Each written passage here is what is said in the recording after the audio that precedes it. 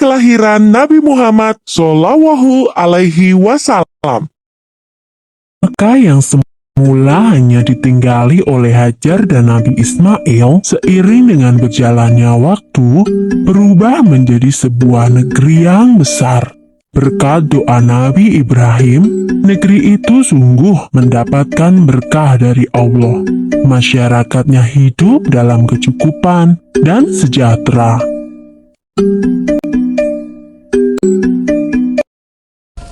Beribu-ribu tahun kemudian, Mekah berubah menjadi negeri yang sangat kejam.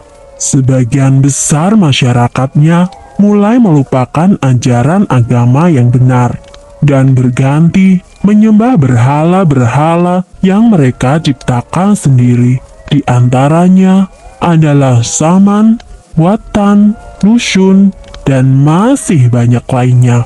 Semua itu adalah Tuhan yang mereka ciptakan dari batu, kayu, ataupun logam.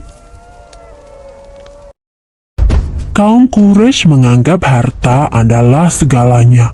Bagi yang memiliki harta paling banyak, dialah yang akan menjadi pemimpin.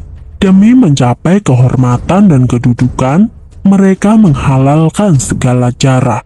Karena itu pula, mereka seringkali terlibat dalam perselisihan dan kadang-kadang menimbulkan perang antar saudara.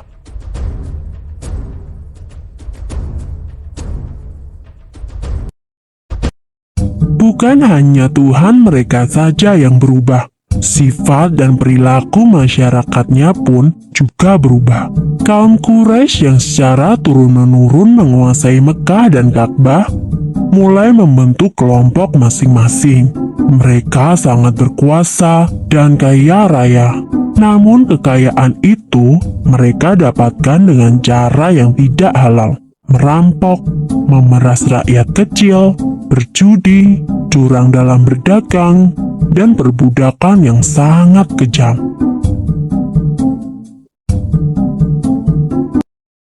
Zaman di mana kaum Quraisy hidup dengan cara yang kejam disebut zaman jahiliyah.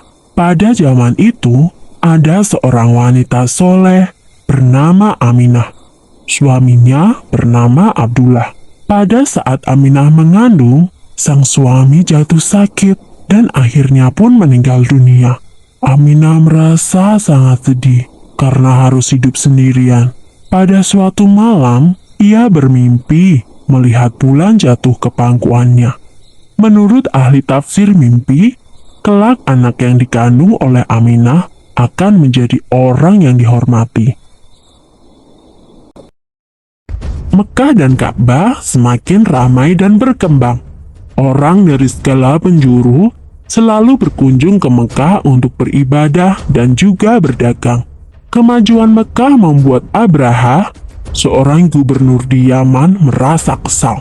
Ia telah membuat rumah ibadah yang jauh lebih besar dan lebih megah daripada Ka'bah.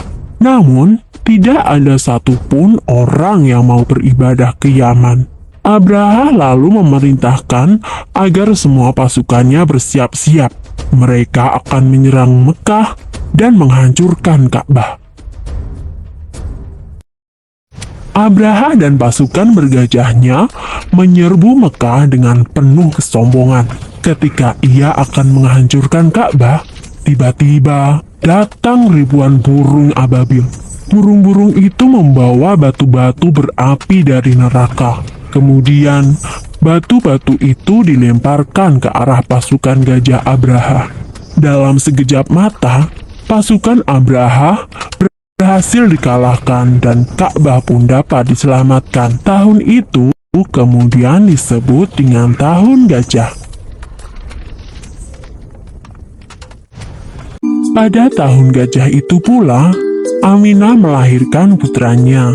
Ia memberikan nama Muhammad, sebuah nama yang tidak lazim untuk anak-anak kaum Quraisy. Ialah Nabi Muhammad, nabi terakhir yang diutus oleh Allah. Ia dilahirkan pada hari Senin, 12 Rabiul Awal, Tahun Gajah. Selesai. Sumber dalam Al-Quran terdapat dalam surat Al-Fil ayat 1-5 yang artinya, apakah kamu tidak memperhatikan bagaimana Tuhanmu telah bertindak terhadap tentara bergajah? Bukankah dia telah menjadikan tipu daya mereka untuk menghancurkan Ka'bah itu sia-sia? Dan dia mengirimkan kepada mereka burung yang berbondong-bondong, yang melempari mereka dengan batu berasal dari tanah yang terbakar. Lalu dia menjadikan mereka seperti daun-daun yang dimakan ulat. Klik like, share, dan subscribe jika kamu merasa video ini bermanfaat.